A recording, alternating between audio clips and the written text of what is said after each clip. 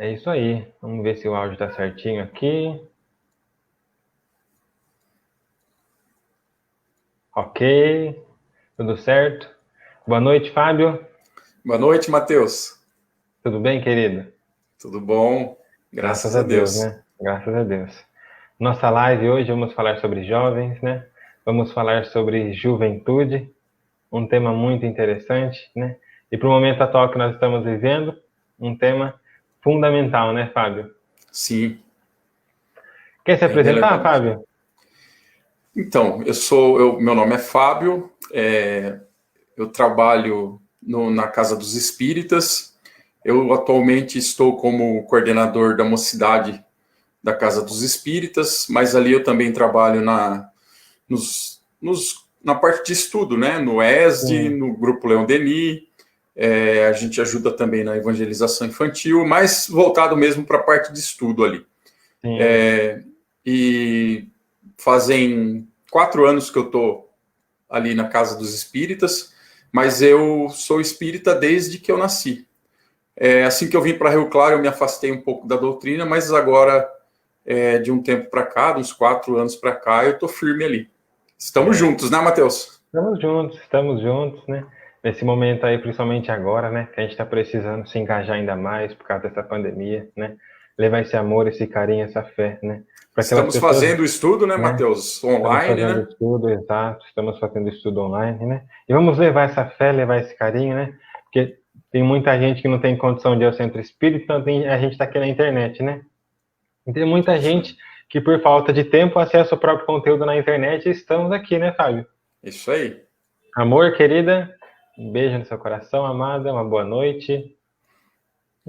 Então, um prazer, meu querido, amado amigo, tê-lo aqui comigo, não comigo, né? Não consigo falar conosco, né? Porque ao redor de nós temos a espiritualidade superior, ao redor de nós temos a mocidade do Dr. Pradinho, né? Que é uma honra estar sendo inspirados por eles. Ao redor de nós temos a nossa espiritualidade, os nossos guias que nos inspiram, que nos amparam, e é sempre um prazer quando a gente vai falar do Cristo, quando a gente vai falar do Mestre, principalmente quando a gente vai falar do amor, né, Fábio? Isso Mas aí. antes de iniciar as nossas reflexões, vamos fazer uma oração e você que está em casa, convida você a fazer uma oração comigo, né? Para que possamos ambientar o nosso coração e o nosso pensamento, né? Ao sentimento e ao pensamento de Jesus. Senhor Jesus, Mestre do nosso coração, nosso guia que nos recebeu desde o princípio e com a sua piedade, com o seu amor infinito, vem nos guiando, vem nos amparando e vem nos orientando. Senhor Jesus, bons amigos espirituais que sempre estão conosco, neste tema de hoje, ensina-nos, Mestre, a abrir o nosso coração, a abrir o nosso pensamento, para que possamos ouvir a espiritualidade superior a nos inspirar, a nos amparar e a nos orientar. Senhor Jesus, que a nossa casa e que o nosso lar seja abençoado, pois sempre que falamos do Teu Evangelho no nosso lar, é uma luz que se acende, a fim de nos amparar e amparar aqueles que estão ao nosso redor. Que a mocidade querida do Dr. Pradinho, que sempre esteve conosco, nós agradecemos e pedindo a sua bela inspiração, a sua orientação, e que sobre o Fábio, Senhor, sobre mim, a tua mão misericordiosa possa estar, para que nenhuma palavra nós venhamos a negligenciar, mas que, sobretudo, a tua luz brilhe como um farol, para que possamos, de fato, caminhar. Muito obrigado, Senhor, que assim seja, graças a Deus. Querido, a palavra é sua, tá? Passo para você o início do nosso estudo e o nosso Sérgio já está aqui também com a gente. Um abraço no seu coração, Sérgio. Muito obrigado pela companhia e que Deus nos abençoe. Por favor, Fábio, é com você. Então, Matheus, como nós havíamos conversado anteriormente, nós escolhemos para fazer esse estudo dessa noite o tema jovens, né? A temática jovens, juventude. E nós escolhemos uma mensagem do livro Religião dos Espíritos, psicografia de Emmanuel, através do médium Chico Xavier. o item 54 do livro Religião dos Espíritos. Então, assim, eu acho que nada mais justo a gente começar ali lendo, né, um trecho da mensagem e a gente vai conversando a respeito. Perfeito. Então, assim, ela começa lá. No estudo das ideias inatas, pensemos nos jovens, que somam as tendências do passado às experiências recém-adquiridas. Com exceção daqueles que renasceram submetidos à observação da patologia mental, todos vieram da estação infantil para o desempenho de nobre destino. Então, Mateus, assim, para a gente iniciar esse bate-papo, acho que a gente já pode falar algumas coisas sobre esses 2 pequenos parágrafos aqui que nós lemos, né? Sim. Então, o Emmanuel ele vem dizendo, né, que todo aquele que reencarna, né, num corpo ali, ele traz experiências do passado e ele vai somar essas experiências a esse momento que ele vai passar ali pela infância, né? E na juventude isso vai sair bastante, vai se ressaltar, né? É onde ele vai começar a desabrochar. E aí ele toca também num ponto legal, que ele fala assim, né? Com exceção daqueles que renasceram submetidos à observação de patologia mental. Ou seja, ele já faz um adendo aqui, né? Ele já coloca aqueles que porventura, por questões de resgate, né, muitas vezes, vem com algum problema aí de patologia mental, ele já meio que coloca um senão, né? Com exceção desses, todos os outros espíritos, eles vêm para desempenhar um nobre destino. Exato. Né? Exato. Então, assim, como todos aqueles que reencarnam, né, Mateus? Todos nós temos um nobre destino a desempenhar, né? Exato. E aí nós vemos a sabedoria do Pai, né, Fábio? Porque ele coloca ali, né, no segundo parágrafo, ele diz, com exceção daqueles que renasceram submetidos à observação da patologia mental, né? E se nós observarmos lá no Evangelho segundo o Espiritismo, no capítulo Bem-aventurados os aflitos, né, nós sabemos que o que nós trazemos, ou o que passamos na atual vida, na atual encarnação, nesse atual presente, é uma semeadura que nós fizemos em uma vida passada, né? Então, lá no Bem-aventurados aflitos, onde ele coloca causas anteriores das aflições, muitas vezes, né, o próprio Allan Kardec ele vai explicar, né, que a doença que nasce com aquele pequenino, né, que essa doença mental ou essa deficiência física vem para ele muitas vezes com uma própria expiação, né? Muitas vezes a gente não entende, né? Os pais se perguntam, os pais sofrem, a família sofre em torno daquela criança que está doente, né? Mas o Espiritismo fala, né? E o próprio Allan Kardec, os Espíritos respondem que aquilo ali é uma colheita do próprio passado, né? Muitas vezes para o Espírito, é necessário para ele, né? Para ele não cometer os mesmos erros e através dessa limitação, né? E aqui eu gostaria de falar da palavra limitação, né? Porque não andar é uma limitação. E muitas vezes, Fábio, né, quando nós não temos o controle dos nossos desejos, quando nós não temos o controle das nossas atitudes, os impulsos da mocidade sem limite, né, então nós tomamos atitudes desastradas, né? Então, para o próprio bem do espírito, ele nasce com uma limitação, para que ele não cometa o mesmo erro, e além disso, ele tem ali, sentindo no seu próprio espírito, né, vamos dizer assim, até um resgate, né? Então, estou pagando ou estou resgatando um erro, né? Logo, quando ele volta para o plano espiritual, ele já não tem um sentimento de culpa, ele já tem uma consciência tranquila, porque é consciente de que aquilo que ele passou nada mais é, né, do que uma semeadura.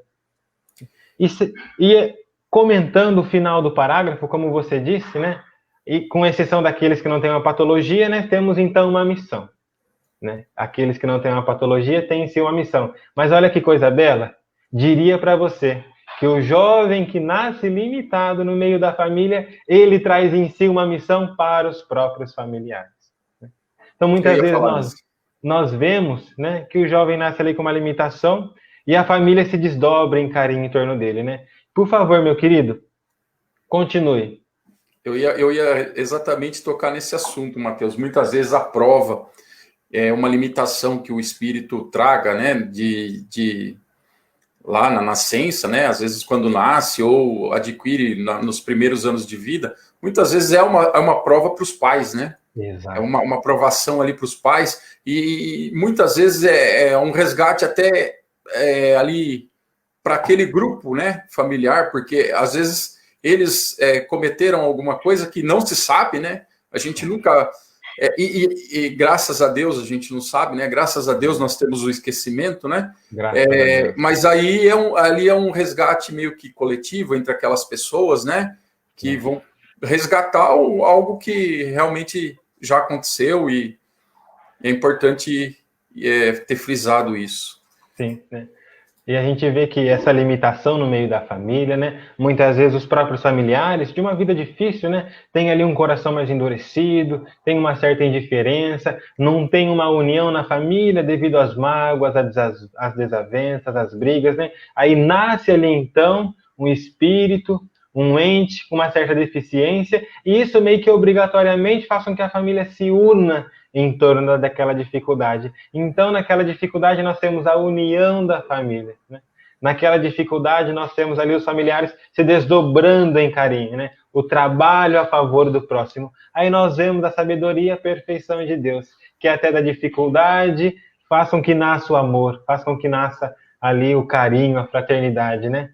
É isso mesmo. Então, segue Emmanuel dizendo: entretanto, quantas ansiedades e quantas flagelações quase todos padecem, antes de se firmarem no porto seguro do dever a cumprir, né? Então, ali ele já está falando daquelas ansiedades e daquelas flagelações, né, que naturalmente todo jovem tem, né? Não diria só o jovem, mas o ser humano em si, né? Toda pessoa tem essas dificuldades, essas ansiedades, né? Ele fala dessas dificuldades, dessas ansiedades, até firmar em um objetivo, né? Onde ele fala que é o dever a cumprir, um porto seguro. Ou seja, nós vemos, como ele falou no parágrafo anterior, que muitas vezes o pai não entende por que ele age assim, né? Por que ele tem esse impulso, né? Mas tudo que eu dei, toda aquela educação, todo esse investimento, né? E agora ele mostra um caráter tão diferente. Nós sabemos que o caráter do espírito é inato ao próprio espírito, está no espírito, e ele começa a mostrar isso, né? Então, Emmanuel fala disso, né?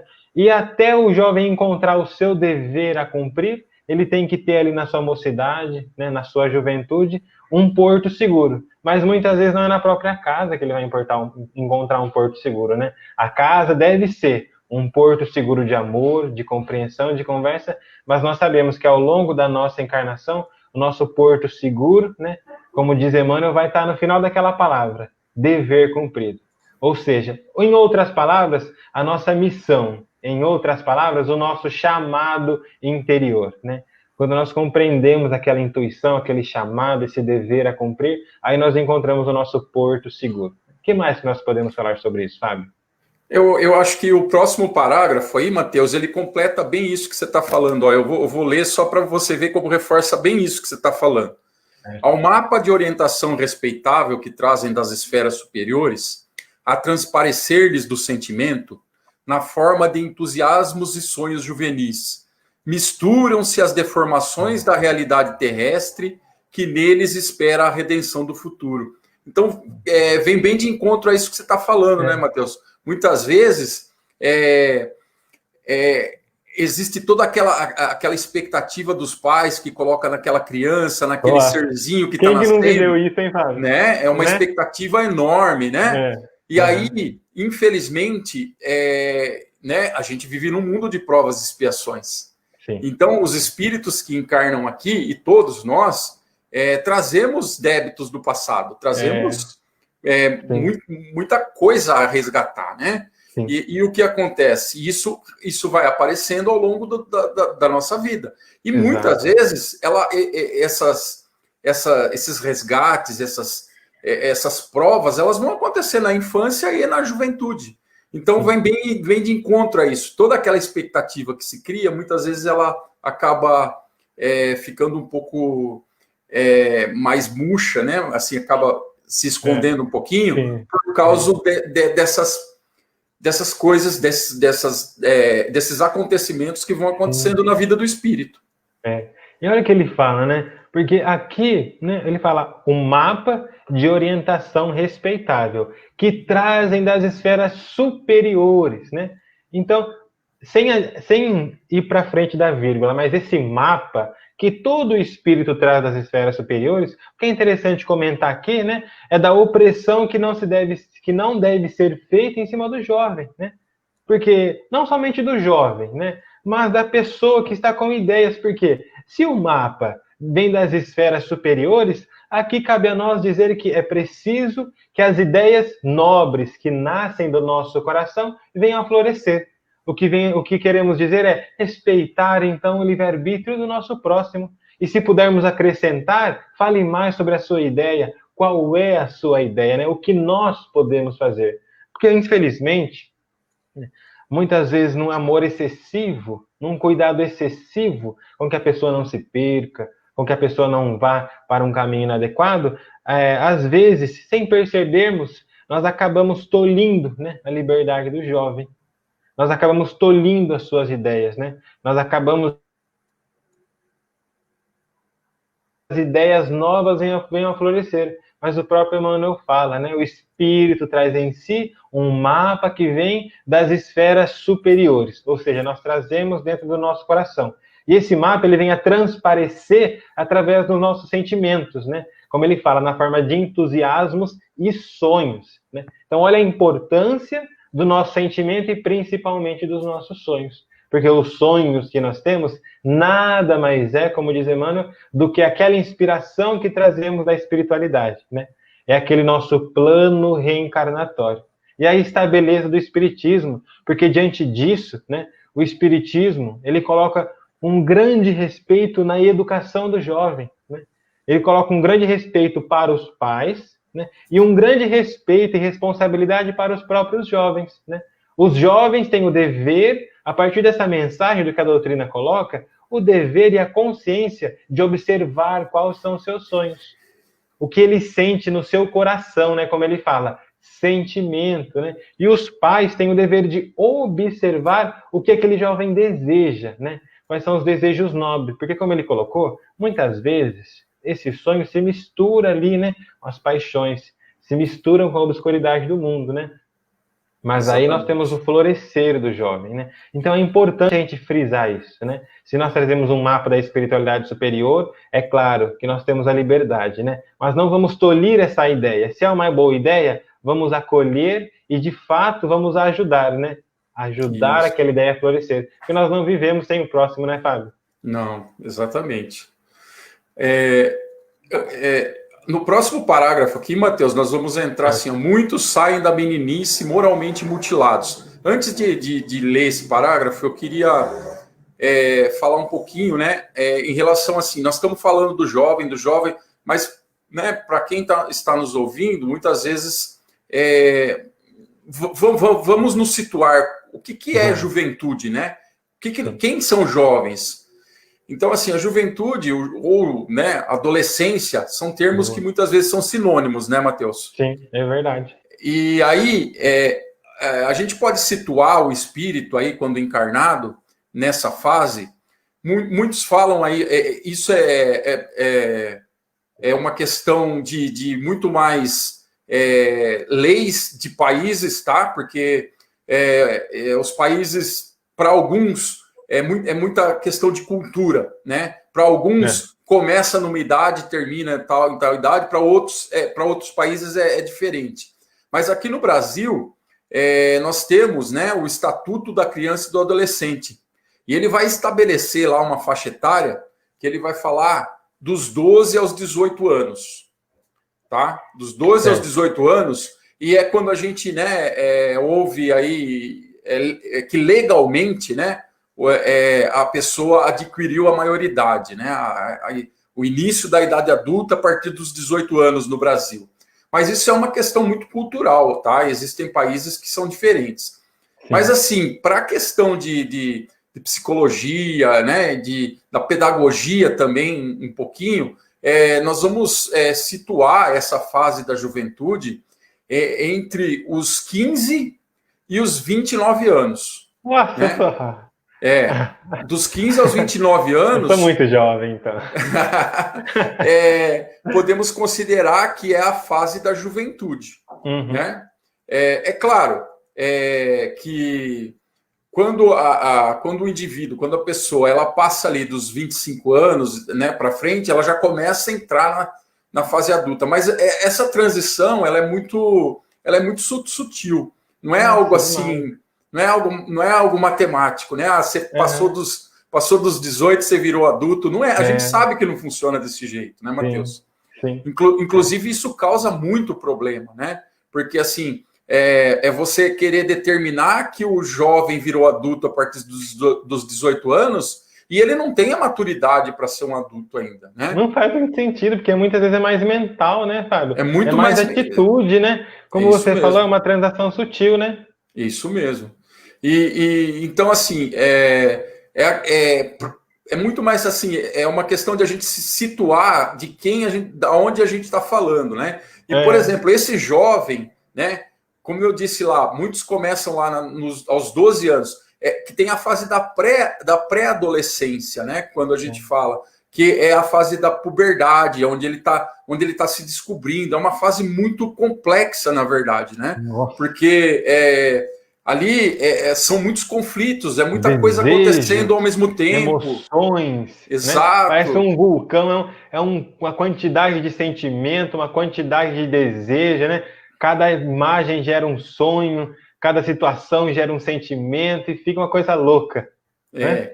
E às vezes se cobra desse jovem, né, Matheus? Que ele seja adulto.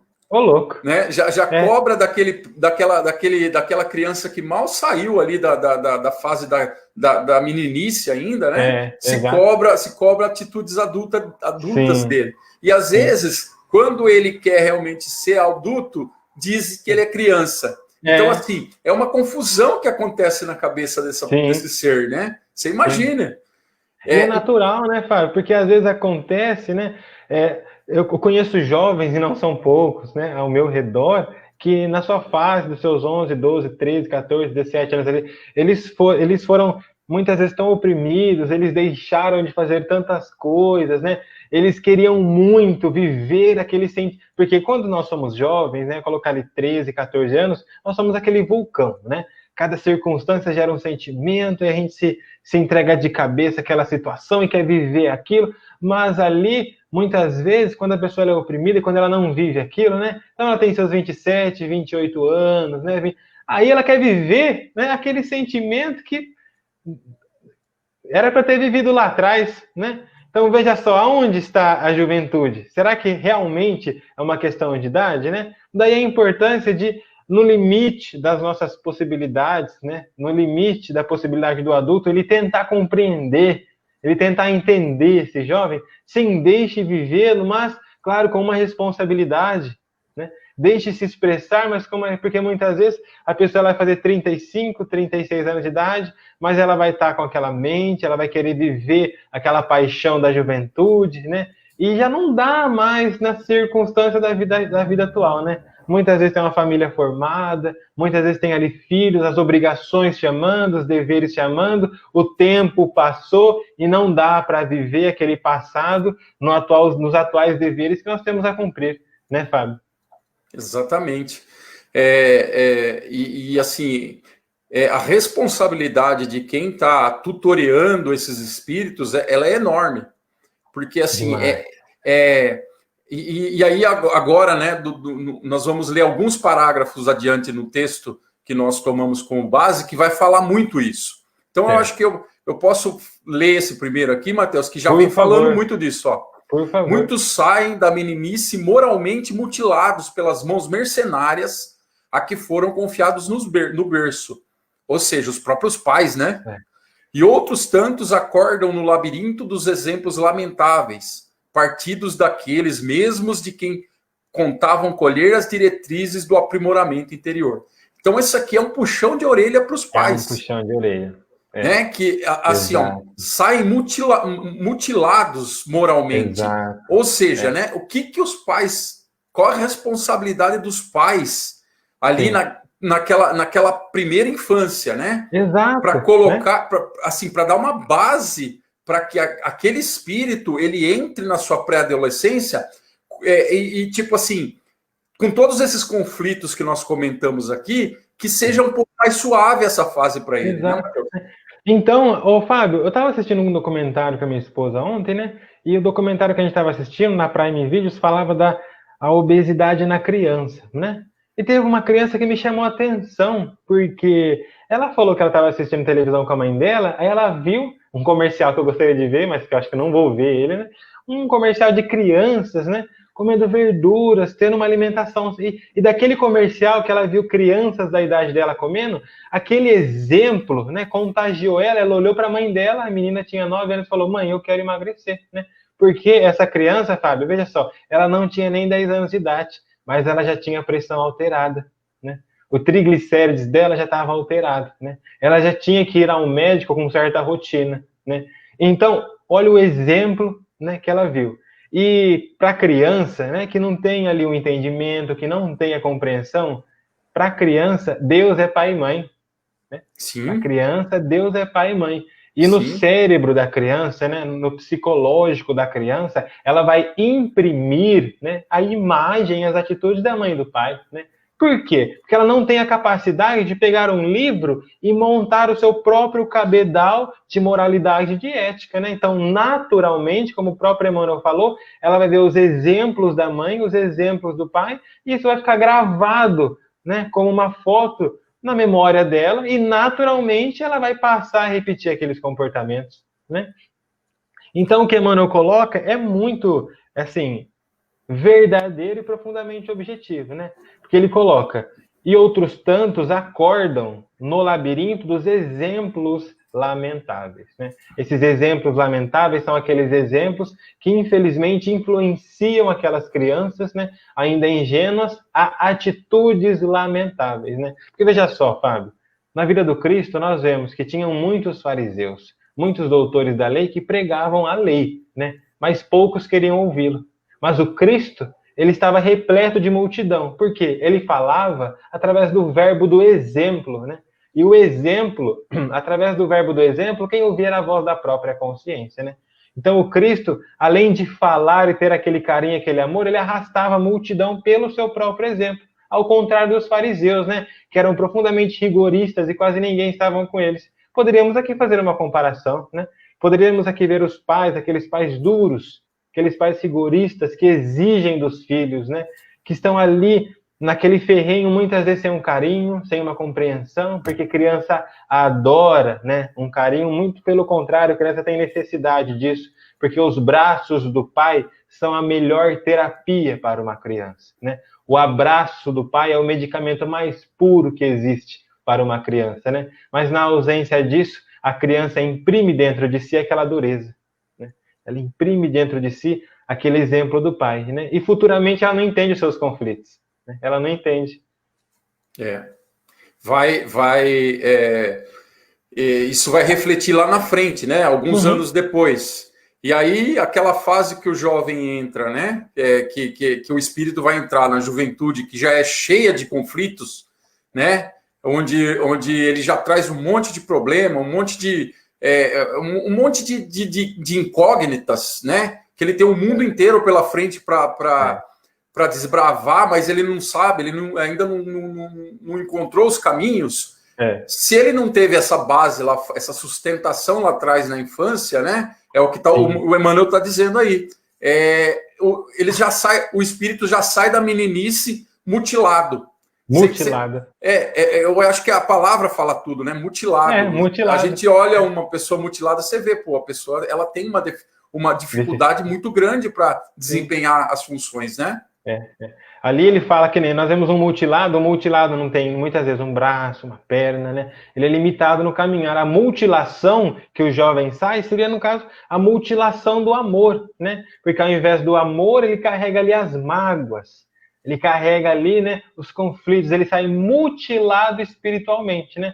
Ao invés dele muitas vezes sair maduro, né, através da sua razão, no seu pensamento, na sua responsabilidade, ele sai mutilado moralmente, né? Mutilado na responsabilidade, ou seja, na ausência da responsabilidade. Porque muitas vezes ele não viu a responsabilidade dentro da própria casa e não tendo onde buscar exemplo, ele sai mutilado na responsabilidade, né? Então, essa mutilação que Emmanuel se refere, né? Essa mutilação moral, né? Essa mutilação, no caso, a ausência de certos conhecimentos morais, a ausência de certos conhecimentos éticos, e para a gente podermos conviver em sociedade, essa é a base que os nossos pés vão pisar, né, Fábio? Exatamente. Olha o que ele fala depois, Mateus. Muitos são arremessados aos problemas da orfandade, quando mais necessitavam do apoio amigo, junto de outros que transitam na terra. A feição das aves de ninho desfeitos, largados sem rumo à tempestade das paixões subalternas. Aqui tem dois sentidos, né? Muitos realmente ficam órfãos nessa fase. Órfãos verdadeiramente porque perdem os pais. Mas a gente pode tomar também muito pelo sentido da orfandade daquele pai ausente ou daquela mãe ausente, dos pais ausentes, né? Então, muitas vezes o espírito ele chega nessa fase da juventude, da adolescência, mas na verdade ele não tem pais. Ele tem os pais físicos ali, os pais estão encarnados, mas não tem os pais presentes. Sim. Então, isso também é uma orfandade, né? Exato. E cabe lembrar também, né, Fábio, para a gente esclarecer mais a situação, vamos abrir aqui a nossa visão, tentar dilatar esse pensamento, né? Vamos analisar também, muitas vezes, o lado dos pais, né? Muitas vezes os próprios pais, né, não tiveram a menor condição de dar educação para os filhos, porque eles mesmos, muitas vezes não tiveram nem adolescência, né? Tem pai que com 8, 9 anos de idade está na roça, com 14 anos já está trabalhando, né? Então, qual é muitas vezes a base que aquele pai vai poder dar para aquela criança, né? Então, o que cabe ao jovem quando faz seus 18, não, sem idade, o que cabe ao jovem quando ele começa a saber o que é responsabilidade, né? Cabe também ao jovem compreender a situação dos próprios pais, né? Porque o pai não tem culpa, não tem a culpa de tudo, né? A gente não pode colocar a culpa de tudo nos pais, né? Exatamente. Nós temos que compreender que os nossos pais, eles são seres humanos como a gente, né? E também têm as suas limitações, né? E na certeza de tudo, nós vemos que o que os nossos pais nos deram hoje foi o melhor que eles poderiam dar, né? Se buscarmos a luz do Espiritismo, a luz da compreensão de Jesus, nós sabemos, né, que nós temos de fato aquilo que precisamos. Muitas vezes a ausência do pai é necessária.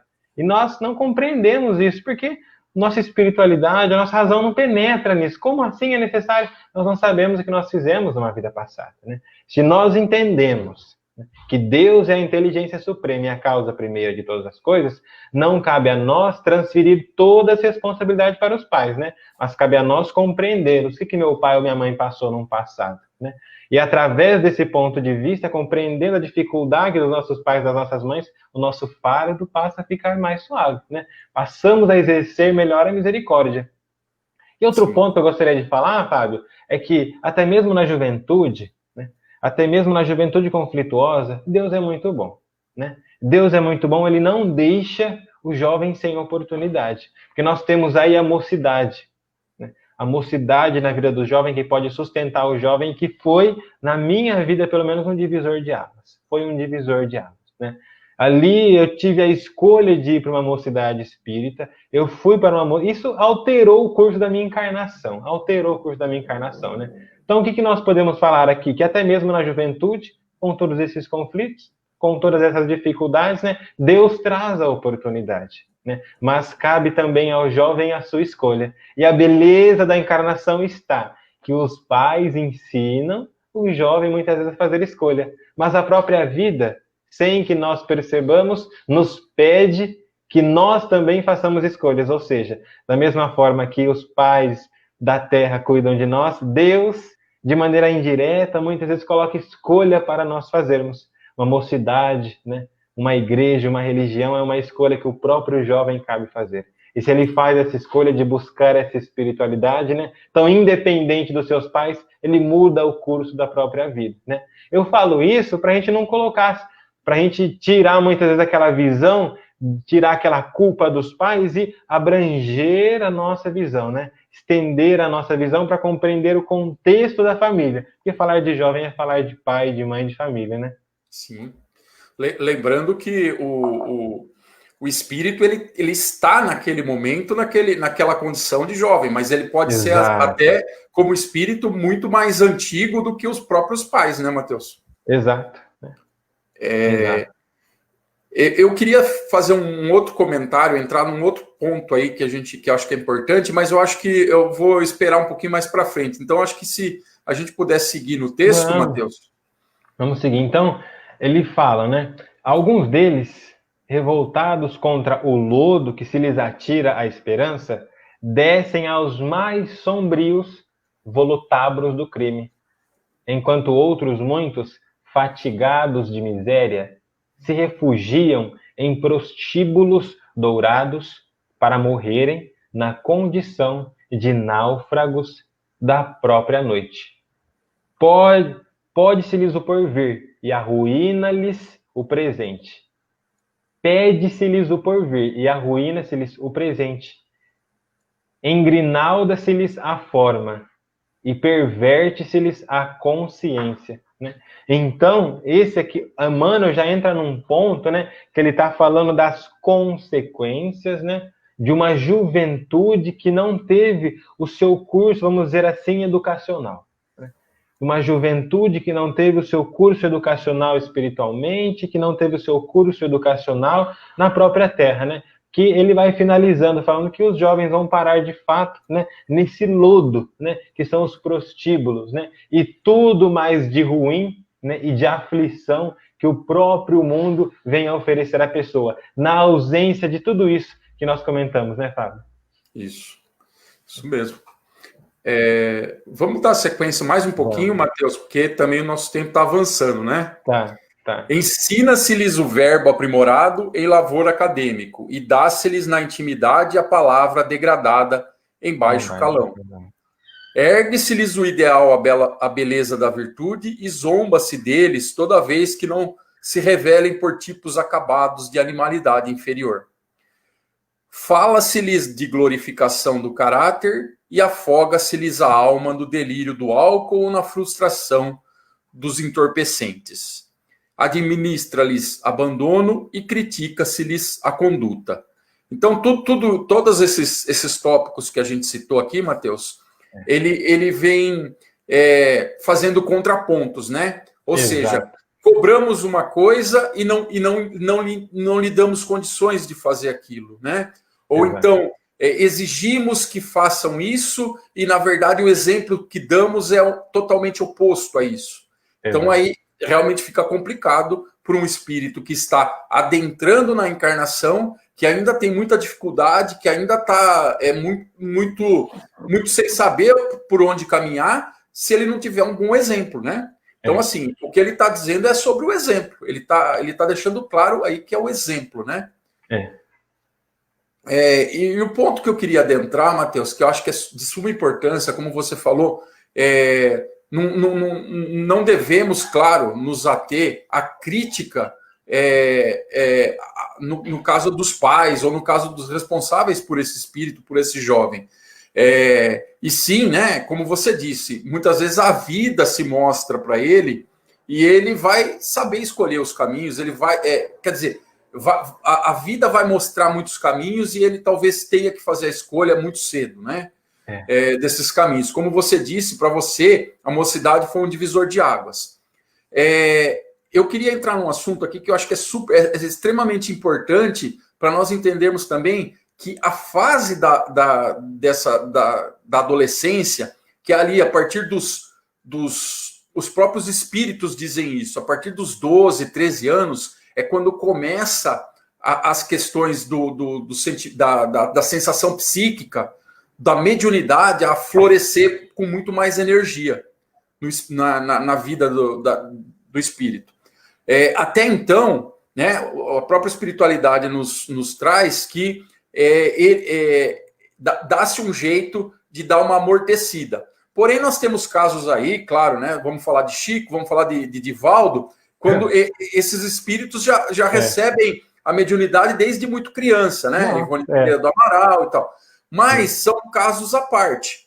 Agora, se nós pegarmos a grande maioria das pessoas, e todos nós temos a sensibilidade psíquica, né?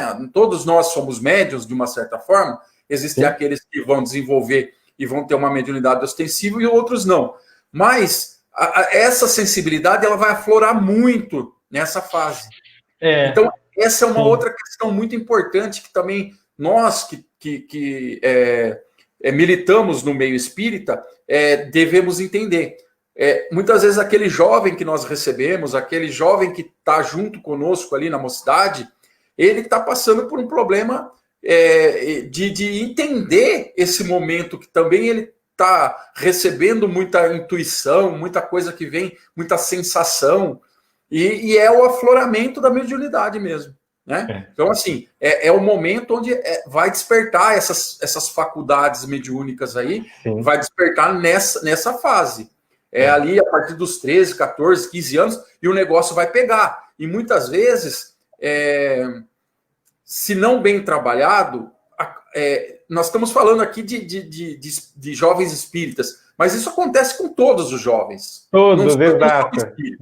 E aí o que acontece? Todos, né? Quando não se trabalha bem isso, Matheus, o que acontece é que forças, né, negativas, que não querem a evolução, vão atuar ali. E muitas vezes ele se perde nisso, né? Ele vai utilizar da ignorância daquele jovem, né? Porque na ausência do conhecimento, ele não sabe o que se passa. Né? E não sabendo o que se passa, forças negativas vão utilizar, vão explorar como sanguessugas a ignorância daquele espírito, e a partir dali muita coisa se pode nascer. Né? Daí nós vemos, né, no templo religioso que o jovem frequenta, a importância de um guia. Né? E aqui eu gostaria de falar uma coisa algo para os jovens também, a importância de ouvir os seus guias. E na juventude a rebeldia, né, é assim, né? É muito complicado, porque ali a gente tem do nosso lado tanto os pais como os amigos no nosso tempo religioso, seja lá a religião qual for, né? Guias para nos aconselhar, né? Mas o jovem, na sua rebeldia, que faz parte, né? Sou o dono do mundo, olha as minhas ideias, que é natural, isso faz parte da vida de todo jovem, ele não acaba não ouvindo, né? Então ali esfrega o narizinho na lama e fala, nossa, se eu tivesse ouvido, né? Então a importância de conduzir esse jovem, né, do seu guia, acolher aquele jovem, ouvi-lo, né, acolhê-lo com o seu coração, mas também o jovem estar ali passivo para entender se aquela pessoa está naquele posto, está ali naquele momento, é porque ela tem mais experiência do que nós. Né? Se ela está há anos, né, militando nesse trabalho, ela tem mais experiência do que nós, logo ela tem o que nos ensinar, né? Então a gente vê ali a educação da humildade deve começar a florescer, né? A educação da simplicidade, por aí vai, né, Fábio? Sim, isso mesmo. E esse é um ponto bem sensível que nós temos que tocar, porque eu acho que assim como você, Matheus, nós tivemos esse momento também. Eu na minha adolescência tive muito... eu não posso dizer que é problema, mas eu tive muito questionamento, muita crise com essa questão da mediunidade. Passei a muito tipo assim, sabe, dei muita cabeçada por causa disso, porque não entendia. Apesar de vir de família espírita, de estar desde criança no centro espírita e tal, não estava isento de passar por esses problemas. E passei por esses problemas. E a gente vê isso acontecer com frequência, né, Matheus? Sim, exato. Né? Olha aqui, eu tenho um jovem aqui na live, esse jovem aqui, o Sérgio, né, novinho, como ele falou, então foi aí para mim um guia. Na verdade, não foi não, ele é um guia para mim até hoje, né? E tem uma pessoa aqui na live também que me pegou lá, quando eu andava de bicicletinha, saía de uma empresa, outra guia aqui também, ó, que tá aqui acompanhando a gente, né? Que, nossa, quando eu tenho 24, hoje que há 10 anos atrás, né, com 14 anos de idade, chegava ali com a bicicletinha e encontrávamos, né, esses guias, né, que chegam para a gente falar boa noite, né? Você chegou aqui no Centro Espírita, a gente vai ajudar você, eu vou te orientar, né? E através desses guias a gente faz uma amizade 10 anos depois. Olha nós aqui, né, Fábio? Sim, isso mesmo. E segue Emmanuel, então, dizendo, né? Cada menino e moço no mundo é um plano da sabedoria divina para serviço à humanidade. E todo menino e moço transviado é um plano da sabedoria divina que a humanidade corrompeu ou deslustrou. Que frase maravilhosa, né? Cada pessoa é um plano de sabedoria, né? Cada pessoa é um plano de sabedoria. Então, ninguém está ausente, ninguém tem ausência de conhecimento, né? Todos nós somos um plano de sabedoria, né? E ele continua: recebamos os jovens de qualquer procedência por nossos próprios filhos, estimulando neles o amor ao trabalho e a iniciativa da educação. Diante de todos os que começam a luta, a senha está sempre velar e compreender, a fim de que saibamos semear e construir, porque em todos os tempos, onde a juventude é desamparada, a vida perece. Né? Fábio, por favor, essa frase por favor. Bem profundo, né? Demais. Onde demais. A juventude é desamparada, a vida perece. Ou seja, né, Mateus? Se a juventude não tem o amparo, não tem a condição de crescer, de ir para a vida, de desempenhar toda a sua capacidade, toda a sua potencialidade, o que vai ser do mundo amanhã? Porque o mundo é o jovem hoje. Hoje o mundo é o jovem e amanhã é esse jovem que vai fazer o mundo. Né? É esse jovem que vai estar nos postos administrativos, né? como os postos governantes, os empresários. Então, assim, o pessoal fala, né? O mundo é do jovem. Sim, mas o jovem ele tem que ter a estrutura, ele tem que ter o amparo, ele tem que ter por trás o resguardo, né? E tem que ser bem amparado, porque senão é o que acontece, o que está na frase anterior lá, né? Ele vai estar perdido, ele vai ser corrompido, deslustrado pela humanidade, né? Sim. Então, Emmanuel é bem claro, Ele é bem objetivo, né? Ô, Fábio, então, ó, a gente está com 46 minutos, mas 2 tópicos para a gente abordar, né? Para a gente finalizar, né? Eu gostaria de abordar com você, né? O papel do evangelho na juventude. Como que a gente pode começar, né? O papel do evangelho para você, né? O que seria o papel do evangelho na juventude? Extremamente importante, né, Mateus? Extremamente importante. Eu vou, para tocar nesse assunto, eu vou falar um pouquinho sobre Paulo de Tarso. Pode ser? Oh, por favor. Era o nosso jovem, né? Então, só deixa eu achar o textinho aqui, um trechinho aqui, que fala sobre isso. Temos de dar todo o apoio aos jovens e também dar espaço para que eles possam desenvolver seu trabalho com responsabilidade, com certeza, né? E hoje eu estou vivendo uma experiência onde eu trabalho, porque eu, né, estou ali cuidando de uma pessoa, orientando uma pessoa que quando eu era criança, né, eu corria ali na rua, brincava com os meninos e ela morava ali na minha rua, né? Então ela olhava ali, muitas vezes ela falava, orientava, e hoje, com 24 anos, eu estou ali trabalhando. Eu sou responsável por ajudar essa pessoa, auxiliar essa pessoa, né? Então, olha como muitas vezes nós estamos em uma posição, né? Nós estamos naquela posição de receber, de ser amparados, né? Aí passam-se, então, as décadas e depois nós nos encontramos na posição de receber o amparo, né? De receber esse auxílio. Sim. Paulo de Tarso, Mateus, ele né, na sua caminhada, na sua jornada aqui, nessa encarnação como Paulo de Tarso, ele recebeu muitos jovens ali que vinham como aprendizes e como seguidores, né, como tutelados dele. E o Paulo de Tarso, ele tinha uma sensibilidade muito grande para isso, né? Então tem o caso do Tito, né? Tem o Tito, que era um dos seguidores ali, dos tutelados de Paulo de Tarso. Tinha o Timóteo também. Né? Tinha o Lucas.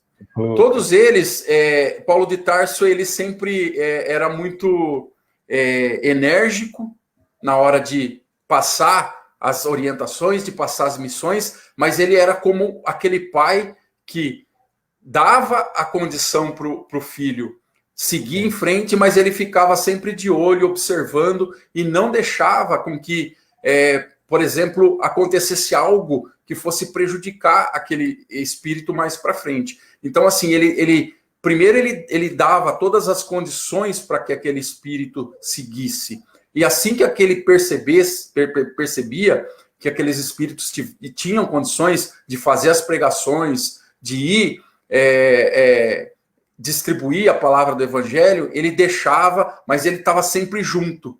Ele estava sempre na retaguarda. Então, assim, né? É um pouco disso que a questão que você falou do evangelho, né? A importância do evangelho na vida do jovem. Quando a gente tem contato com as palavras que estão no evangelho, com as parábolas, com tudo que Jesus nos deixou, né?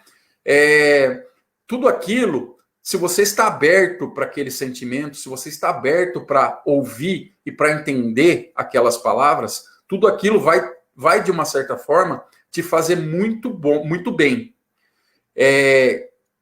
E aquilo vai te dar o suporte, vai te dar a segurança que, sim, em muitos momentos nós não temos, e nós não, aqui né, na nossa vida, na nossa correria, nós muitas vezes passamos desapercebidos. E aí é super importante essa questão que você falou do evangelho na vida do jovem. Por isso que nós temos, né, Mateus, o hábito e é necessário, né, que toda a mocidade espírita ela use das parábolas e do uso do evangelho. Né, Fábio? Que o Cristo nos traz, né? Exatamente. Mesmo que isso seja, Mateus, como né, a maioria faz, adaptado aos dias de hoje. Né? Nós temos que adaptar, claro. O jovem, muitas vezes, ele não vai querer ouvir ele vai se ofender, ele vai ficar triste. Eu digo para você, Mateus, você é um cara diferente, porque você é um cara que você adora isso. Né? Pelo conhecimento que eu tenho de você, pela amizade que nós temos, você é um cara que você adora as parábolas evangélicas, você fala muito do evangelho e fala muito bem, com bastante propriedade, mas você é meio que assim uma exceção no meio de toda a juventude. Né? Porque a maioria dos jovens, você sabe, eles querem coisas da atualidade, coisas novas e tal, e não se ligam muito nisso. Então, o que nós temos, não é? Nós que já passamos um pouco da idade aí, que temos que fazer? Nós temos que tentar adaptar o que está ali no Evangelho para os dias atuais, né? Para as situações atuais. Exato. E falo para você, viu, Fábio, né? 2 pontos interessantes, né? Eu amo as parábolas do Cristo, eu vou falar para você por quê. Sabe por quê? Porque como todo jovem, né? Como todo jovem, eu acho que todo mundo já fez o mesmo ato de André Luiz no Umbral, né? Beber daquela lama, né? André Luiz, a gente vê no filme Nosso Lar, ele bebe daquela lama, né? E o símbolo de beber dessa lama é beber daquela água podre do mundo, né? Que não vai saciar a nossa sede, né? Porque o jovem inconscientemente, né? Eu digo isso inconscientemente porque muitos jovens tomam atitudes, né, que não pensam na consequência, eles estão em busca de algo que muitas vezes eles nem sabem, né? Eles querem sanar um vazio que está no peito, uma amargura que está no peito, mas não sabem onde encontrar essa água, onde encontrar esse conhecimento, e eu passei por isso, né? Então o jovem, ele acredita muitas vezes que na balada, né, ali entorpecendo o seu pensamento com excesso, né, de bebida, com excesso de droga, ele acha que aquilo ali vai sanar o vazio do próprio coração, né? Quando de fato ele vai estar matando devagarzinho o seu próprio corpo físico. Mas talvez ele não observe que quando ele chegar no seu quarto, quando ele sentar na sua cama, o vazio vai estar ali, né? O vazio vai estar ali. A cerveja que ele tomou, desculpa a grosseria, mas ele vai mijar aquela cerveja, né? Não vai ficar lá dentro, né? O entorpecente que ele usou, aquilo ali durante alguns minutos, né, vai deixar a sua consciência ali amortecida, ele vai sentir um prazer físico, mas logo vai passar. E quando ele sentar na cama dele, ele acordar no outro dia para trabalhar, os conflitos vão estar ali, né, as dificuldades vão estar ali. Eu passei por isso, né? E foi nas palavras de Jesus, né, na sua educação moral, na luz que ele nos traz, que eu encontrei algo que preenche, né, esse coração vazio. Por quê? Ali eu entendi a diferença. A carne nunca vai preencher o espírito. A única coisa que pode preencher o espírito é a verdade mortal, né, que é o próprio evangelho.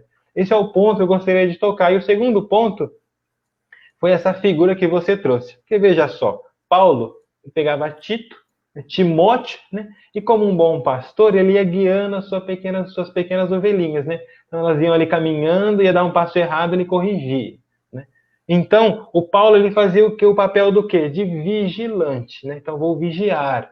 Por que o Paulo fazia o papel de vigilante? Porque o jovem, na sua impulsividade, ele não consegue muitas vezes vigiar, né? Ele não sabe muitas vezes vigiar. Então, quem faz isso por ele? O seu tutelado, né?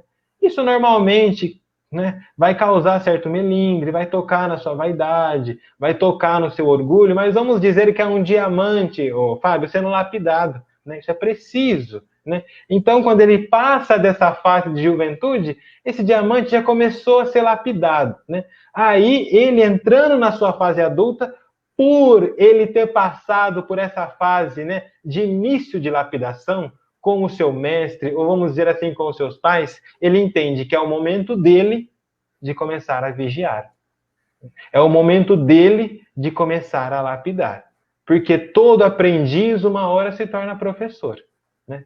Todo discípulo, uma hora, vai se tornar um mestre, né? E da mesma forma que o pai tem o papel, né, de tocar um pouquinho na ferida do jovem com carinho, né, mas mostrar a realidade para ele, porque o jovem, ele tem, né, na ilusão da sua mente, que ele é perfeito, que ele não tem erros, né? A gente fala da boca para fora, sinceramente, eu sou imperfeito, mas você malemar conhece as imperfeições, né? De tanto que a gente se acha perfeito, né?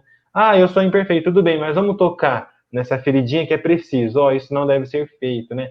Fale de uma maneira diferente, não se expresse assim com as pessoas, né? Então a gente vai tocando nessa feridinha até ele entender que isso é necessário, né? Mas uma hora o seu tutor vai embora, porque a morte chega para todos.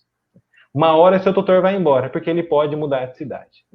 Mas uma hora o seu tutor vai embora. E nesse papel de vigiar, que o mestre fazia, aí começa o jovem a se transformar gradativamente num adulto, né? Pois a diferença do adulto e do jovem é que o adulto tem responsabilidades. O adulto tem deveres, né? E ele cumpre com os seus deveres e cumpre com as suas responsabilidades, né? Isso torna ele um adulto, né, Fábio? Sim. E essa questão, ela pode vir em qualquer momento, né, Matheus? Porque, independente da idade, né? Exatamente, pode vir em qualquer momento. Nós conhecemos muitos jovens com seus 12, 13 anos que já têm uma enorme responsabilidade. Nós já conseguimos enxergar ali um adulto, né? Sim. E muitas vezes nós conhecemos também muitos com 45, com 50 anos. Eu tenho muitos exemplos disso até, que não saiu da adolescência. Eita, infelizmente não saiu da juventude, não saiu da adolescência. Mas não pela questão de ser jovem, mas pela questão dessa irresponsabilidade de não cumprir com seus deveres. Então, assim, essa questão da idade, ela é muito relativa, né, Matheus? Relativa, E, Fábio, para a gente, então, já começar a finalizar, o último tópico, né? Eu gostaria de ler aqui para a gente dá uma rápida comentada nele, finaliza, é a piedade filial, né? Item 3 do Evangelho, né? Então, eu vou ler ele aqui para a gente e a gente, né, finaliza com esse tópico, né?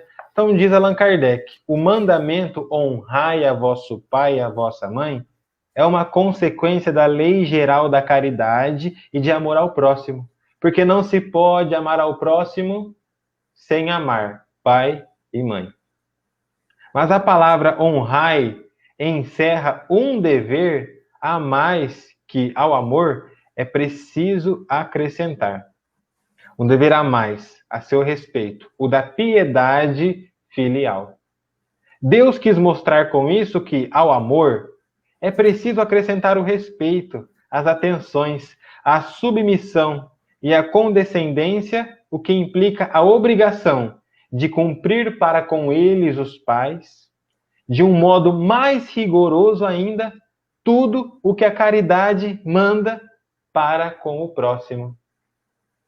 Esse dever se estende naturalmente às pessoas que estão no lugar de pai e de mãe, e que têm tanto mais mérito quanto seu devotamento é menos obrigatório. Deus pune sempre de maneira rigorosa toda violação a esse mandamento, né? Então, esse Deus pune sempre, né, é uma expressão forte de Allan Kardec, né? Porque nós sabemos que Deus não pune, né? Que quando nós saímos das leis de Deus, a nossa própria consequência, como um bom advogado, vem nos cobrar, né?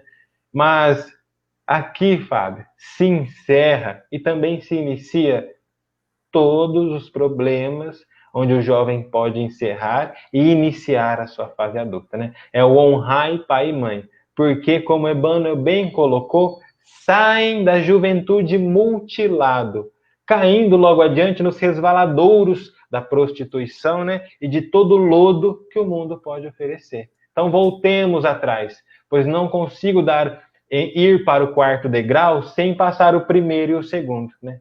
Resolvemos com amor e com caridade o conflito que temos com os nossos pais, né? Honremos nossos pais e as nossas mães, ou seja, perdoemos, né? E para perdoar, isto é, doar o melhor de nós para a ferida dos nossos pais, é preciso compreender o seu passado, compreender e entender que eles também erram, compreender que eles também são impulsivos. E nessa compreensão, o perdão, então, começa, então, a aparecer, né? Como ele disse, é impossível amar ao próximo sem amar pai e mãe, porque o próprio pai e a própria mãe imprime na mente do jovem aquilo que ele vai refletir na própria sociedade.